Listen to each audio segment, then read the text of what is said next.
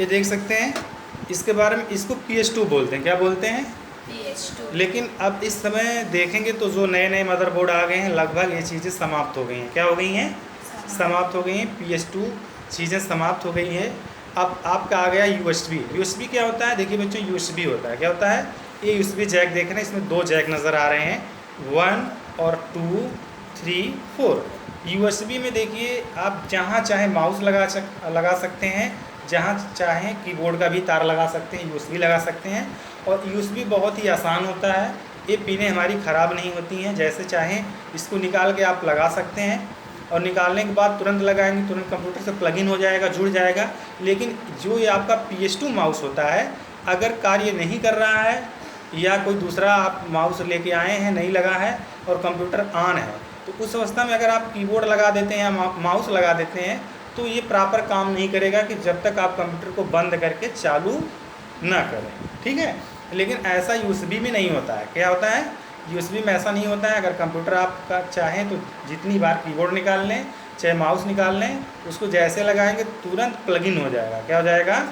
तुरंत plug in हो जाएगा। प्लग इन का मतलब क्या होता है?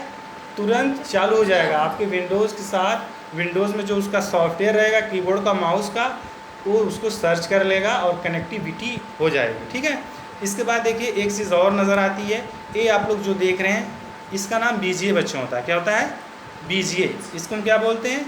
ये BGA पोर्ट होता है। ध्यान से देखिएगा, ये आपका जो होता है BGA पोर्ट होता है। ठीक है?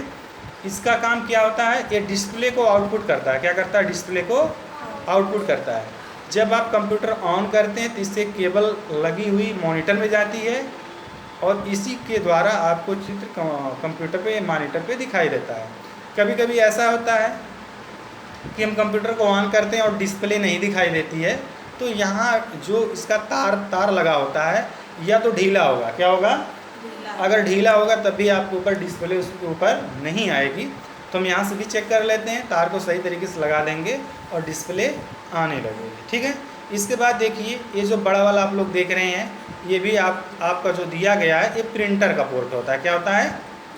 जो पुराने प्रिंटर होते थे पहले वो इसी के द्वारा लगाए जाते थे, इसी पोर्ट पे लगाए जाते थे। लेकिन आजकल जो नए प्रिंटर आ गए हैं सारी USB पे आ गए हैं। किस पे आ गए हैं?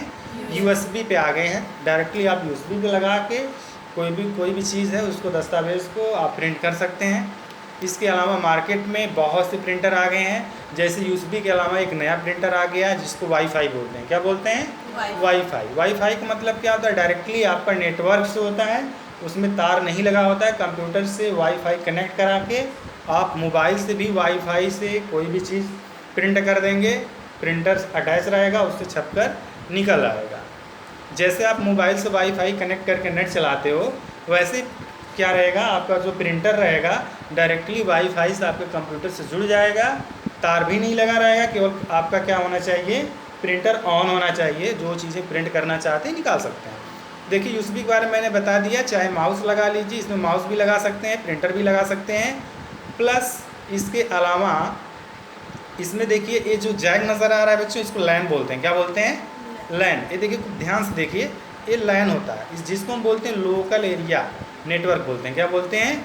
लोकल एरिया नेटवर्क बोलते हैं। जो लैंडलाइन का फ़ोन होता है, पहले आप लोग फ़ोन देखते थे, लैंडलाइन का जो फ़ोन होता था वह ऐसे ही लगा होता था, तार अगर जिनके घरों में होगा देख सकते हैं। ठीक है?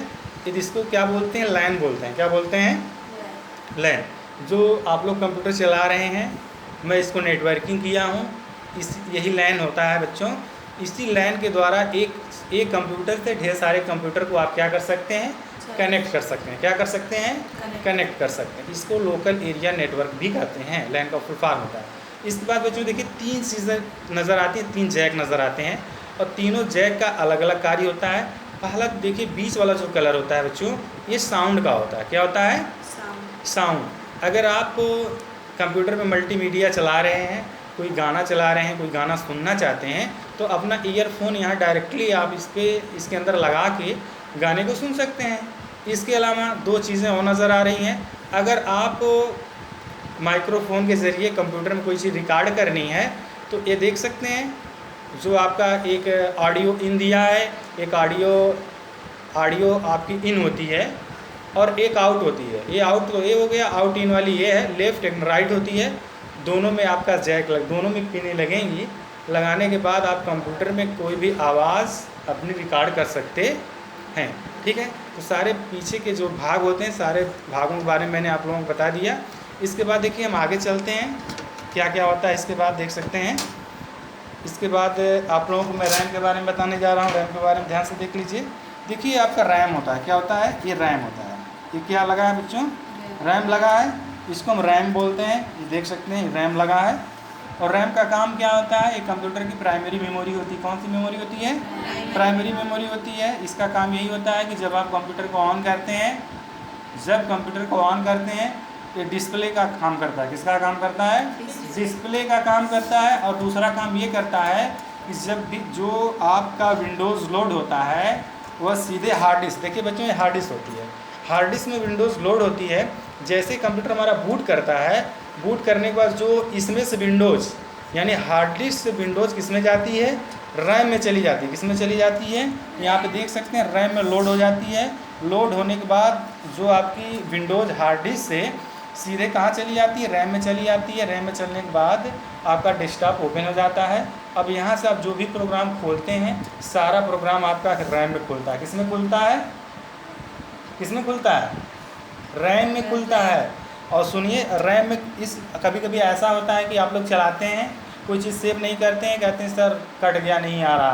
कारण क्या होता है कि जो प्रोग्राम आप खोले रहते हैं जब तक आप लोग सेव नहीं करते, क्योंकि ये क्या है, कौन सी मेमोरी है, प्राइमरी मेमोरी है। अस्थाई और अस्थाई में क्या फ़र्क होता है, ये अस्थाई मेमोरी है। जो अस्थाई मेमोरी रहती है उसमें कोई भी डाटा रहेगा तो उसमें पड़ा रहेगा, ये अस्थाई मेमोरी बच्चों, ठीक है ना। तो इसमें अगर कोई भी चीज़ अगर आपकी चल रही है, अगर जब तक सेव नहीं करोगे तो अगर सेव नहीं करोगे तो काम करते रहेंगे। अगर आप कंप्यूटर जैसे ही बंद होगा इसमें का सारा डाटा चला जाता है। ऐसा होता है, कभी कभी आप लोग डिज़ाइन बनाते हैं, कोई भी डिज़ाइन बनाते हैं, जैसे ही कंप्यूटर बंद होता है सारा डाटा चला जाता है। कारण क्या होता है कि इस प्राइमरी मेमोरी में वो डाटा आपका ओपन होता है। जब तक वो डाटा आपका सेकेंडरी मेमोरी में सेव नहीं रहेगा तब तक आपका डाटा सुरक्षित नहीं रहेगा। इसीलिए कभी भी जब भी हम कोई मैटर बनाते हैं तो उसको तुरंत हमें सेव कर लेना चाहिए। क्या कर लेना चाहिए, सेव कर लेना। अब यहाँ पे प्रश्न ये उठता है कि जो चीज़ें हम सेव करते हैं वो जाती कहाँ है। बच्चों देखिए हमारी जो सेकेंडरी मेमोरी होती है, तो प्राइमरी मेमोरी हो गई है, ये हमारी प्राइमरी मेमोरी हो गई। जो हमारी सेकेंडरी मेमोरी होती है वो हार्ड डिस्क होती है। क्या होती है, हार्ड डिस्क होती है। हार्ड डिस्क में जो भी डेटा रहेगा हमारा परमानेंटली पड़ा होता है। क्या होता है, पड़ा रहेगा।